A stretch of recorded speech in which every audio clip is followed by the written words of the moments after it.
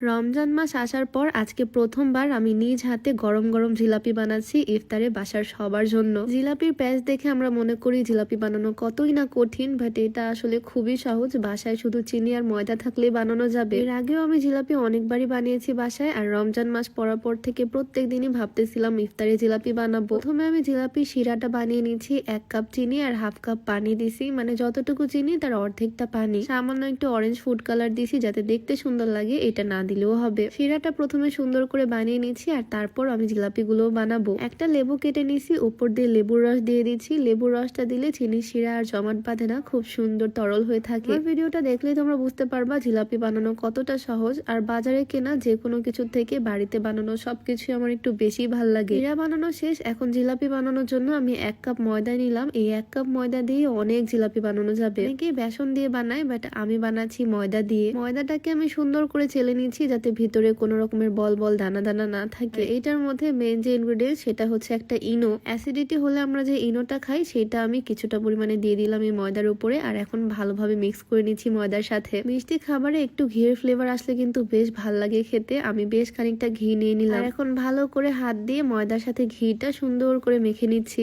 ইফতারের টেবিলে জিলাপি না থাকলে আসলে ভালো লাগে না। গতকালকে আমার শ্বশুর আব্বু জিলাপি কিনে আনছিল, আর সেটা দেখে আমার মনে হলো আমি তো নিজেই বানাতে পারি, তাহলে এখন থেকে নিজেই বানাবো। যদিও একদিন বানালেই ফ্রিজে রেখে অনেক দিন ধরে খাওয়া যাবে। এদিকে ময়দার মধ্যে অল্প অল্প করে পানি ঢেলে আমি সুন্দর একটা ব্যাটার বানিয়ে নিলাম। আমার ব্যাটারটা একদম রেডি। এইটা দিয়ে এখন জিলাপিগুলো বানিয়ে ফেলবো। তার আগে তোমাদেরকে একটা স্কিন কেয়ার কম্বো দেখিয়ে দিই। এটা হচ্ছে একটা saffron skin care combo. Saffron আমাদের স্কিনের জন্য কতটা উপকারী সেটা হয়তো আমরা সবাই জানি। এখানে থাকছে একটা নাইট ক্রিম, একটা স্যাফরন সোপ, সাথে বডি ক্রিম, মানে ফেস থেকে শুরু করে বডি সবকিছুই ব্রাইট করবে এই কম্বোটা। নাইট ক্রিমটা ফেসটাকে ব্রাইট করতে, সকল রকমের দাগ দূর করতে সাহায্য করবে। স্যাফরন সোপটা স্কিনটাকে ভিতর থেকে ডিপলি ক্লিন করবে আর স্কিনটা ব্রাইট করবে। আর এই কম্বোতে একটা বডি ক্রিম থাকছে হাত পা ঘাড় গলা কোনোর কালো দাগ দূর করার জন্য। হাত পাকে কয়েক শেড ব্রাইট করবে এই বডি ক্রিমটা। এটা প্রোডাক্টের দারুণ এই কম্বোটা তোমরা পেয়ে যাবা অথেন্টিক কর্নার ফেসবুক পেজ থেকে। পেজটা আমি রিসিপশনে মেনশন করে দিব। মাত্র 1550 টাকায় এই কম্বোটা তাদের পেজ থেকে পাবা। আর এই কম্বোটা কেনার মাধ্যমে কিন্তু তোমরা পেয়ে যেতে পারো iPhone 16 pro max. Skin care product order করলে সাথে একটা কুপন তারা দিয়ে দিবে, আর সেইটা ড্র করার মাধ্যমে উইনার পেয়ে যাবে iPhone 16 pro max. Authentic corner Facebook পেজটা আমি ডিসক্রিপশনে ট্যাগ করে দিব।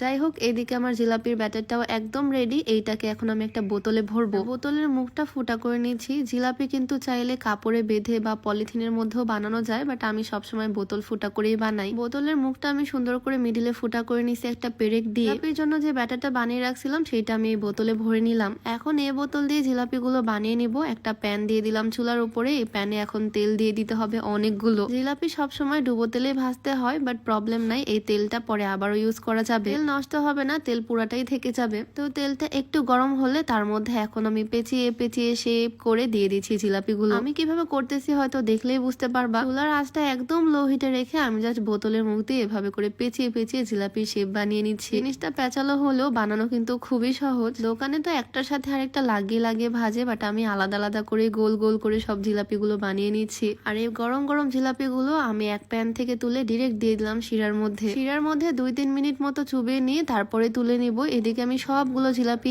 এক এক করে ভেজে নিচ্ছি সেম ভাবে। আর হ্যাঁ, আজকে আমি যে সুন্দর শাড়িটা পরে আছি এইটা কিন্তু তোমরা পেয়ে যাবা ফাল্গুন ফেসবুক পেজ থেকে। কম্বিনেশনটা কিন্তু দারুণ, আর এই শাড়িটাও বিশাল বড়, আমার তো বেশ ভালো লাগতেছে। আর শাড়ির সাথে কিন্তু একদম ম্যাচিং একটা পাঞ্জাবিও থাকছে। শাড়ি আর পাঞ্জাবির এই সুন্দর কাপল সেটটা তোমরা ফাল্গুন ফেসবুক পেজ থেকে পেয়ে যাবা। ফাল্গুন পেজটা আমার ডিসক্রিপশনে মেনশন করে দেওয়া থাকবে, চাইলে ভিজিট করে আসতে পারো। এই সেম ভাবে আমি সব কয়েকটা জিলাপি বানিয়ে নিলাম। দেখো 1 কাপ ময়দা দিয়ে কতগুলো জিলাপি হয়েছে। শিরার মধ্যে ডুবে আমি বেশিক্ষণ রাখিনি, 2-3 মিনিট রেখে আমি উঠিয়ে ফেলতেছি। দেখো আমার পারফেক্ট জিলাপিগুলো একদম রেডি। বোতলের মুখের ফুটাটা আরেকটু মোটা করলে জিলাপিগুলো আরেকটু মোটা মোটা হতো। মানে এই প্রসেস ফলো করলে বাসায় নিজের মন মতো করে যে কোনো ভাবে জিলাপি বানানো যাবে। আমার তো বেশ ভালো লাগতেছে, এত কম সময়ে এত কম ইনগ্রেডিয়েন্টস খরচ করে এতগুলো জিলাপি বানিয়ে ফেলছি। তোমরাই কমেন্টে জানিও আমার বানানো জিলাপিগুলো কেমন লাগলো তোমাদের কাছে। তো আজকে ভিডিওটা এখানেই শেষ করছি। সবাই ভালো থাকো, সুস্থ থাকো, দেখা হয়ে যাবে নতুন কোনো ভিডিওতে। সবাইকে আল্লাহ হাফেজ।